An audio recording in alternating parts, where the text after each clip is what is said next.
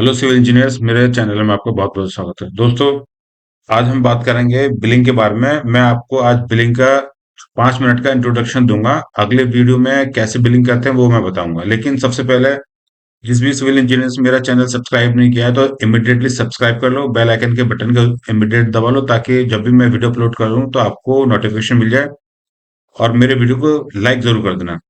तो चलिए शुरू करते हैं। तो फ्रेंड्स, सबसे पहले क्या है, ये इंपॉर्टेंट पैरामीटर है बिलिंग के, जिसमें जिसको हमें ध्यान रखना बहुत जरूरी है। अगर इसमें से कुछ भी मिस हो गया तो क्लाइंट हमारा बिल पास नहीं करेगा, रिजेक्ट कर देगा और हमारा बिल पेंडिंग में पड़ा रहेगा और हमको जो है पैसा नहीं मिलेगा जो भी हमने काम किया है। ठीक है। तो देखो, सबसे पहले एमबी। एमबी क्या होती है? जब हम डेली जो काम करते हैं, जो प्रोग्रेस कर होती है हमारी, जो क्वांटिटी हम करते हैं डेली लेबर से, जो क्वांटिटी करवाते हैं, उसको हम एक मेजरमेंट शीट बनाते हैं, उसको नोट करते रहते हैं। जैसे आज हमारा 2 बार वेंडर ने 200 केजी स्टील बांध लिया तो हम लिख देंगे कि हमारा आज का 200 केजी का स्टील बंध गया, कंप्लीट हो गया। ठीक है। ऐसे ही कंक्रीट कितना हो गया, शटरिंग कितना हो गया, और जो है हमारा पीसीसी कितना हो गया, एक्सकवेशन कितना हो गया। ठीक है। जीएसबी कितना हो गया, डब्ल्यूएम कितना हो गया। ये सारी की सारी क्वांटिटीज होती हैं जो हम एक बुक बनाते हैं, एमबी बुक, जिसको मेजरमेंट बुक बोलते हैं, उस पर नोट करते रहते हैं पर डे, ताकि हमारा कुछ भी काम मिस ना हो। ठीक है। उसको हम मेजरमेंट शीट बोलते हैं। और जब मंथ का एंड होता है तो सारी की सारी क्वांटिटी हम एक शीट पे उतार लेते हैं। ठीक है। और उसको रिकॉर्ड में रख लेते हैं। मेजरमेंट बुक भी बोलते हैं उसको। इसका टेक्निकल वर्ड है मेजरमेंट बुक। अच्छा, दूसरा पैरामीटर हमारा जेएमआर। जेएमआर क्या होता है? जेएमआर होता है जॉइंट मेजरमेंट रिपोर्ट, जो कि अगर हमारा कुछ भी ऐसा काम है जो हमारे स्कोप में नहीं था, या क्लाइंट कुछ करवाना चाह रहा है, तो क्लाइंट की और कॉन्ट्रैक्टर की दोनों की सहमति से एक जेएमआर बनता है। दोनों एक ही रिसिप्ट पे, एक ही पेज पे उसको नोट करते हैं और उस पे दोनों का साइन होता है, वो अप्रूव्ड होता है, ताकि हम उसको बिल में रेज कर सकें। ठीक है। तीसरा है हमारा एक्स्ट्रा आइटम।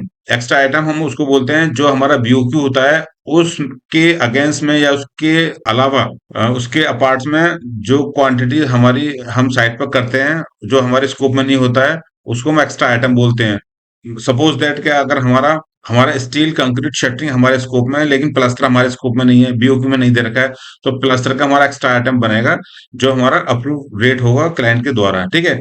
उसको हम एक्स्ट्रा आइटम बोलते हैं। चौथा है हमारा एब्स्ट्रैक्ट। एब्स्ट्रैक्ट शीट बोलते हैं इसको। ठीक है।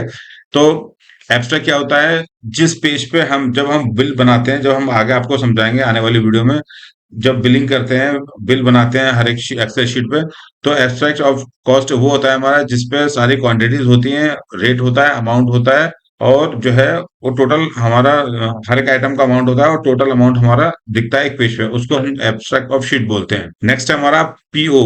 पीओ मतलब परचेज ऑर्डर। परचेज ऑर्डर, जब हमारा कोई भी काम हमें अवार्ड होता है, क्लाइंट हमें कुछ भी काम अवार्ड करता है, जैसे सपोज दैट हमारा 5 करोड़ का काम अवार्ड हो गया, क्लाइंट ने हमें एक वेयर हाउस बनाने के लिए दे दिया 5-10 करोड़ का, तो जब हमें वो अवार्ड करेगा तो एक पीओ रेज करेगा, वो परचेज ऑर्डर रेज करेगा। उसमें सारी चीज मेंशन होंगी कि हमें कितने दिन में उस प्रोजेक्ट को कंप्लीट करना है, क्या हमारी पेमेंट टर्म कंडीशन है, कितना हमें हमारे ऊपर एलडी लगेगा।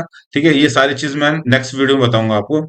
और कितना हमारा लीड टाइम है, कितना हमारा डिफेक्टिव लाइबिलिटी पीरियड जो होता है वो कितने मंथ का है, ये सारी की सारी चीजें परचेज ऑर्डर में मेंशन की होती हैं, जो कॉन्ट्रैक्टर और क्लाइंट दोनों के द्वारा जो है सहमति से उसमें लिखा जाता है परचेज ऑर्डर में।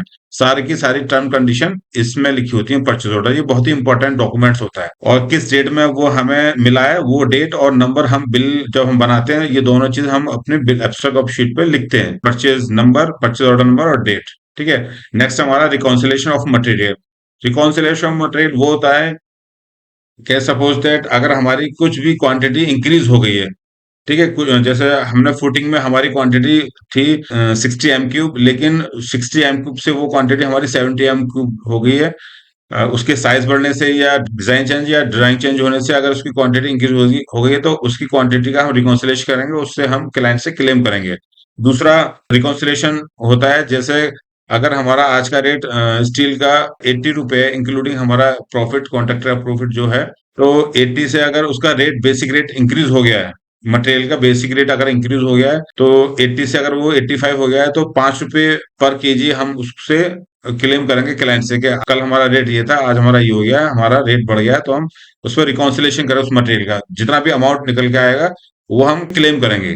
ठीक है, रिकॉन्सिलेशन ऑफ मटेरियल वो चीज होती है। उसके बाद आती है टैक्सेस। टैक्सेस दो होते हैं हमारे, एक जीएसटी होता है, एक लेबर सेस होता है। जीएसटी 18% हमें क्लाइंट देता ही देता है, हम क्लेम करते हैं 18%, जो हम गवर्नमेंट को जो सबमिट करते हैं जीएसटी 18%। और लेबर सेस, इसको हमें क्लाइंट हमें दे भी सकता है और नहीं भी दे सकता है, ये अपने द्वारा भी जमा कर सकता है क्लाइंट गवर्नमेंट को। ठीक है, तो ये होता है लेबर सेस। तो ये सारे के सारे इंपॉर्टेंट पैरामीटर हैं जो बिलिंग में ध्यान रखना जरूरी है। जैसे अब आता है हमारा, इसमें थोड़ा सा ब्रीफ और कर लें। जैसे एमबी, एमबी क्वांट एमबी मतलब मेजरमेंट शीट, मेजरमेंट बुक।